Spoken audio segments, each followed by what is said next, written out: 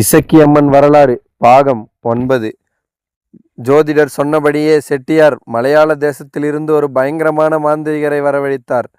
அவர் சாதாரண ஆளில்லை, எப்பேற்பட்ட துஷ்ட சக்தியையும் குடுவைக்குள் அடைக்கும் வித்தை தெரிந்தவர்.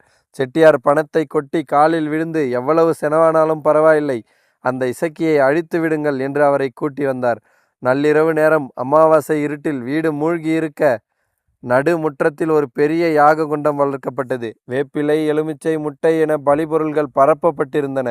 மாந்திரிகர் வீட்டை சுற்றி 8 திசைகளிலும் இரும்பு ஆணி அடித்து ஒரு அசைக்க முடியாத மந்திர கட்டை போட்டார்.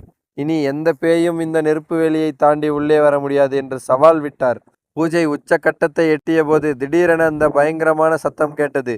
வீட்டின் ஓடுகள் பீத்து கொண்டு பறக்கும் அளவிற்கு ஒரு சூறாவளி காற்று வீசியது.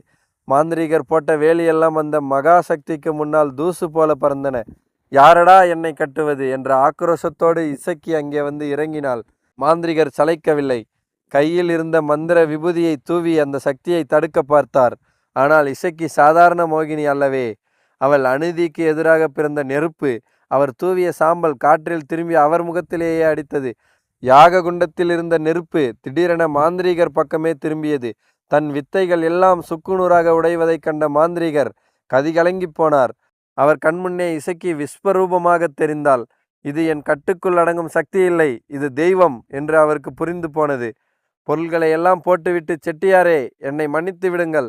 நான் இது சாதாரண பேய் என்று நினைத்தேன். ஆனால் இது ருத்ரகாளி. இவளை யாராலும் அடக்க முடியாது. உன் குடும்பத்தின் விதி முடிந்து விட்டது. இனி எந்த கடவுளாலும் உன்னை காப்பாற்ற முடியாது. உயிர் பிழைத்தால் போதும் என்று எண்ணி அலறியடித்து கொண்டு ஓடினார் மாந்திரிகர். காப்பாற்ற வந்தவனும் ஓடிவிட பாதுகாப்பு வளையம் உடைந்து போக செட்டியார் இப்போது தனிமரம். இனி வேட்டை ஆரம்பம். மாந்திரிக கயிறு அருந்து விழுந்தது. இனி செட்டியாரை காக்கப் போவது யார்?